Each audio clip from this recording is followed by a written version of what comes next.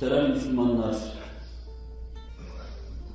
bir insanın kendi yakınlarına, ailesine ve milletine karşı yapacağı en büyük iyilik, takdim edeceği en mukaddes töhfe ve hediye, onun dünyevi ve uhrevi saadetine fayda getirebilecek bir hediye, bir töhfe olmalıdır. Bayramlarda yakınlarınıza hediye verir gibi, her günü bayram sayarak yakınlarınıza Allah nazarında en kıymetli şeyi vermek, sonra daireyi genişletmek, topyekün milletinize bu türlü hediyeleri takdim etmek, dünyevi ve uhrevi saadetleri için bir şey ifade eden hediyeleri takdim etmek, çerez gibi yenecek, tükenecek şeyler değil, kaldıkça revnaktarlığı artacak, yeniden çiçekler açacak, yeniden boy verecek, semalara doğru sel çekecek hediyeler vermek. Dünyevi ve uhrevi saadetleri için, Nebi'nin içinde düğüm düğüm, onu daima meşgul eden büyük dava budur. Eğer bu davayı gerçek manada kavramış bir cemaat varsa ashab-ı kiram radıyallahu anhum hazaratı, onların içinde ikinci planda düğüm düğüm yine kendisini hissettiren, büyük muğlak ve mutil müşkil mesele olarak mevcudiyetini hissettiren dava budur. Babama ahirete giden yolu göstermek, amcama ahirete giden yolu göstermek, evlatlarıma ahirete giden yolu göstermek, onların dünyevi huzurlarını, kalp emniyetlerini, iç huzuru içinde bulunmalarını ve ahiret saraylarından, saadet bağ ve bahçelerinden gerektiği gibi istifade etmelerini temin etmek. 14 asır evvel Resul-i Ekrem sallallahu aleyhi ve sellem bu büyük vazifesini yaparken, yakın ve uzak herkese karşı bu büyük vazifesini idrak etmenin havası içinde yaşarken, bir aralık 40 seneye yakın bir zaman kendisini himaye eden, Ebu Talib'in ruhunu Allah'a teslim etmesiyle karşı karşıya kaldı. Tam 40 sene dizini ona yastık yaptı, sinesini döşek yaptı, göğsünü ele aleme, kefere ve fecereye karşı kalkan yaptı. Evde bir şem'a, bir mum yanıyordu. Etraftan pervaneler gibi pervaz eden herkes o şem'aya koşuyor, ona pervane kesiliyordu. Ama o mumun yanında olan Ebu Talib, bu ilahi mumdan, ışıktan istifade edememiş ve edemiyordu. Sadece bir karabet ve cibilli yakınlığın ifadesi olarak göğsünü geriyor dehrin hadiselerine karşı, elini kolunu kalkan yapıyor devahiye karşı ve sinesini sıcak bir döşek haline getiriyordu. Ne acı hakikattır ki, ne acı vakadır ki bu kadar iyiliğine rağmen demesi lazım gelen şeyi diyemediği için ruhunu Allah'a teslim ettikten birkaç saniye sonra yüzü ekşi yanından uzaklaşan Resul-i Ekrem kendisinin amcası vefat edenin kardeşi Hazreti Abbas'a hayır kardeşin la ilahe illallah demedi diye teessürünü ifade ediyordu. Ve ben Ebu Talib'i gördüm cehennemde. Ayaklarının altında ateşten ayakkabı vardı ve beyni kaynıyordu buyuracaktır. Himaye fayda etmiyordu. Resul-i Ekrem'e iyilik yapmıştı ama çok faydası olmamıştı. Belki faydası sadece azab-ı ilahi ayaklarından duyma şeklinde hafifletici mahiyette olmuştu. Feryat ediyordu başında ruhunu Allah'a teslim ederken. Amca ne olur bir kerecik la ilahe illallah Muhammedur Resulullah de. Deyiver de orada şefaat etme hakkını kazanayım. Bu bir anahtar ve kilittir. Söylediğin zaman benim kollarım arkadan açılıverecek, seni tutacağım. Ama bunu demezsen senin için kollarım bağlı gibidir, sana yardım edemem.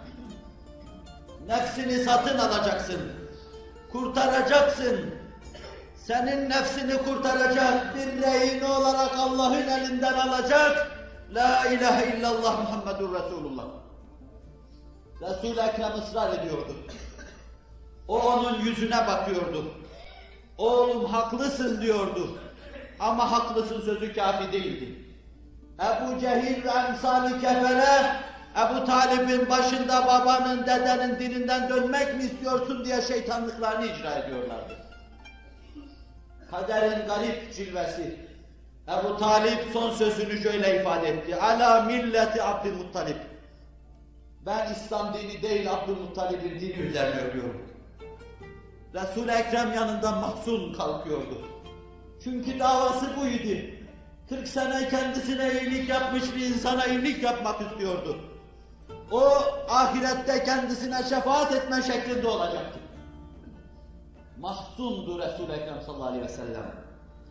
Ona en büyük armağan ve hediyeyi verememişti. Dünyada elinden tutup hiç huzuruna kavuşturamamıştı veya o onun elinden tutamamıştı. Hidayet ufkuna ulaşamamıştı. Son vazifesini yapacaktı ama Ebu Talip yaşadığı gibi ölüyordu. Nasıl yaşarsanız öyle ölürsünüz. Nasıl ölürseniz öyle haşrolursunuz. Peygamber aleyhissalatu vesselamın o hakkın kapısını vurmadan içeriye giren Nebiler Nebisi'nin, imkan ve vücub alemini ihraz eden Zat-ı Mualla'nın mübarek hanesinin içinde ölseniz dahi demeniz gerekeni demedikten sonra kurtulamayacaksınız. Onun için mahzundu. Ama buna rağmen bir Yahudinin evinde, haleti nezide bir çocuk ruhunu Allah'a teslim etme helecan ve çırpınışları içinde, Yahudu anne ve baba çocuğun başında, Muhammedül Emin sallallahu aleyhi ve selleme inanmışlar, doğru insandır. Ama kendilerini aşamamış, semti nübüvvetine ulaşamamışlardı Hz. Muhammed aleyhissalatü vesselam'ın. Çocuklarına karşı koyacak halleri de yoktu. Resul-i Ekrem içten içe müheyya, 5-10 yaşındaki çocuğa açılıp saçılıverdi. Evladım la ilahe illallah Muhammedur Resulullah dedi. Dede şu son dakikalarını yaşarken ötede elimi uzatayım seni kurtarayım. Çocuk babasının annesinin yüzüne baktı. Ama yumuşamışlardı Resul-i Ekrem'in karşısında. Oğlum Ebu Kasım'ın dediğini deyiver diyordu. Çocuk dili çözülmüş gibi, kendisine cennetten beşaret gelmiş gibi la ilahe illallah Muhammedur Resulullah diyordu. Nebiler Nebisi seviniyordu. Ebu Bekir Sıddık'ı görüyoruz. Mekke fethine kadar karı, buzu ve çığı çözülmeyen bir babası vardı Ebu Kuhafe. Ebu Kuhafe ancak يَدْخُلُونَ ف۪ي دِينِ اللّٰهِ اَفْوَاجَ sırrı zuhur ettiği zaman Müslüman oldu. Fevç cemaatler İslam'a dehalet ettiği zaman Müslüman oldu. Kitle haleti ruhiyesi meydana gelip Hz. Muhammed Aleyhisselatu Vesselam'ın hakkaniyeti, içtimai hayatta dahi kendisini gösterdikten sonra Müslüman oldu.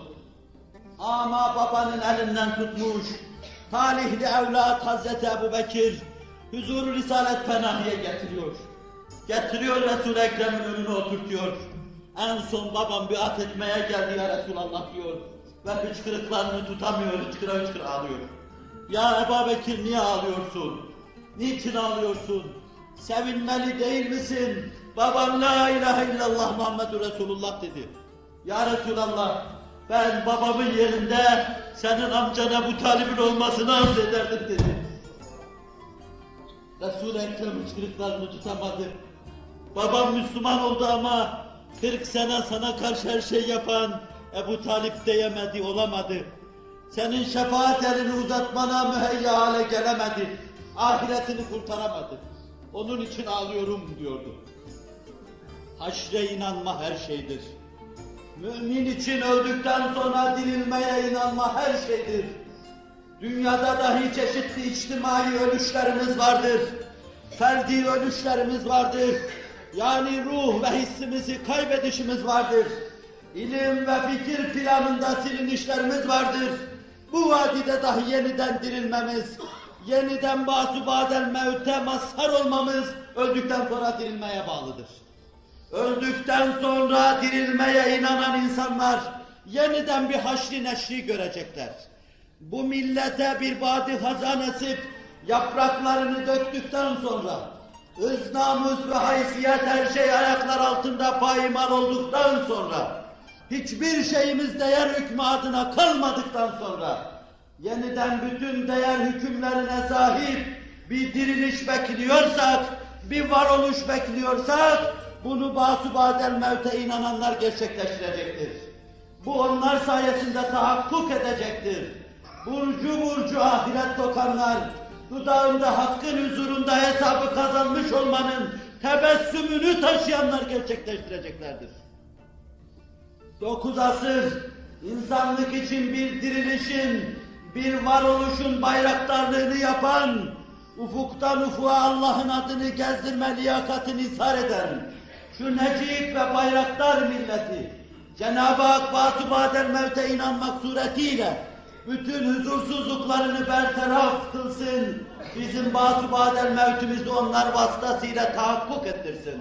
Ela inne ahsenel kelamü ve ebla'an nizam kelamullahil melikil azizil allam kema kâlallahu tebâreke ve teâlâ fil kelam ve idâ kur'al Kur'an festemi'û leh ve ansitu leallekum turhamun.